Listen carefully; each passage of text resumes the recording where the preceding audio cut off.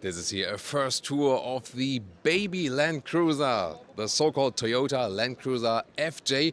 Stands for Freedom and Joy, and we're going to check out live on tape from the Tokyo Motor Show. Very interesting venue, definitely, and you can see here the bold front here. It looks fun. It looks like a toy car, actually. So in small, it could really be on a shelf in the room of your children or something like that. Really interesting. So it carries the genes, from the looks at least, of the Land Cruiser. Very off-road capable, at least Toyota is promising that. And you can see here, very rugged in the front. And they say even that these pads here, they can easily be replaced, and then you can just put some new ones if they may be damaged from off-road driving or maybe using it in the city and they are scratched and so on. So this is one of the ideas to make it more usable in everyday driving life. This is actually a very interesting length of 4.58 meters or 180 inches. It's not a competitor to the Suzuki Jimny or something, because that one is way smaller. Rather to the Mercedes G-Class, smaller than the Land Cruiser brothers. You know, there's the there's the very large Land Cruiser. Then there's the Land Cruiser Prado, the smaller model. I've shown that one to you earlier. This is more like the street profile now, but you can also get different wheels. Large wheel arches, 18-inch wheels in this case. Side step here, so all the off-road features, and also this really beautiful blue color. There we go. Also rugged design from the tail lamps. It's being cleaned here also once again in the rear.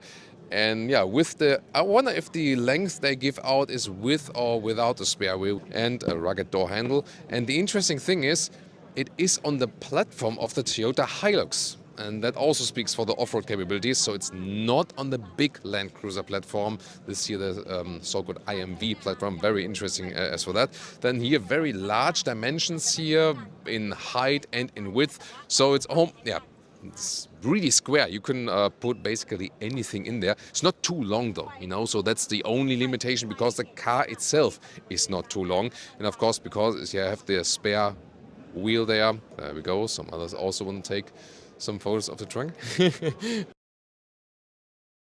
Also cool door closing sound as well. And once again, these rugged pads, they are not sure if it's this one or the outer part or both.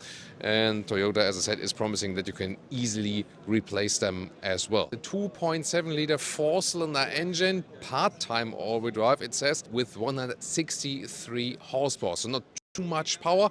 But again, it should also be more affordable and also built together with the Toyota Hilux to bring the price down. That's why you maybe know that the Hilux is mainly built in Thailand. So let's take a look at the interior. Here inside of the doors, we have a structure, and top one is also soft touch actually here. That's astonishing for this segment. Here also, not too soft for your elbow though. Plastic handles here on the inside of the doors as well, and the lower part is all hard pack rugged. And now here, steering wheel and cockpit and so on. Here, first of all, the Land Cruiser look also for the steering wheel here with the real physical dials and so on. And it's a right-hand drive model, of course, for Japan. Also, it also would be for the UK. And here, digital instruments in there. Round vents here, round air vents to control here, open and close. A little bit like that. Then seats, I don't know about the material choices yet. In this case, the black trim. We have to give you more information as soon as we have it. Then we also have electric controls here, up and down in the front and back. There we go. And we have to check out the seating position for you, of course. Now with a better calm cockpit perspective. Steering wheel is super large actually. Up and down, in and out. So it's also adjustable. There we go. And the electric seat control. And I'm looking forward to how much space I will have there in the rear. Then the screen is not finalized yet. We know that I usually take the nighttime view, that it's dark and it's not that bright, but a really wide screen. Here the automatic shifting lever here, also with this off-road rugged look definitely. And here we have the off-road controls, hill descent control. Then here the all-wheel drive mode, H2, rear-wheel drive mode, L4, the gear reduction, and also rear differential lock. So all the off-road features are there. Then we have USB-C charger, physical dial for the volume control, and also real climate units, not on at the moment, but here you can adjust them also. There we go. So you can also adjust them manual, the climate unit. So important for me to have it. Is a basic rugged impression here, but some deals are really nice. Also, once again, the soft leatherette here on the dashboard, for example.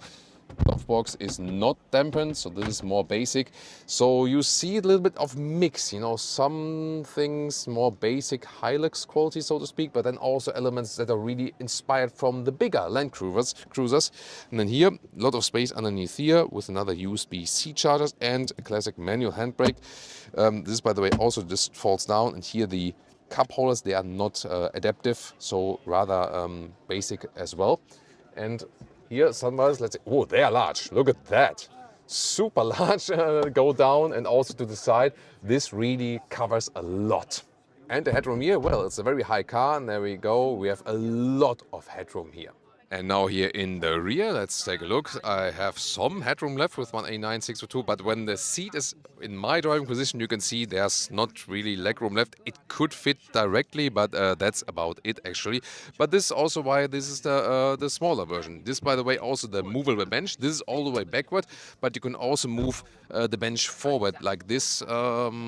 Yeah, with one hand a little bit tricky, but that way you can get more legroom or also more trunk length, and you can also fold the bench right here. So there we go, then you can have more trunk length, of course, then you have this large step here. So pretty much flexible. It's definitely a fun machine. If you are now interested in the Land Cruiser FJ, first of all, what does it stand for? Freedom and joy, this FJ.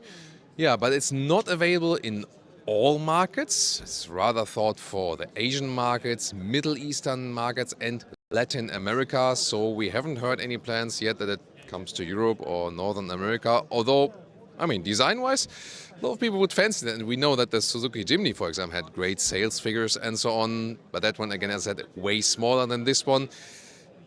And you might also have already read that somewhere.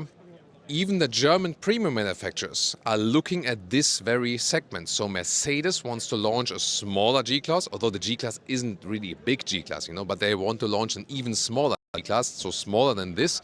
And also BMW is looking into the G-Class segment. So on the one hand, you might say, yeah, I mean, off-road vehicles are something of the past. More and more manufacturers say like, hey, people maybe want something where they can use it both on and off-road. So tell me, if you would fancy one in your country, and what would you use it for? Would you just buy it for the looks only because it's cool? Or would you really try to use it off-road? And tell me what you think about the Land Cruiser FJ.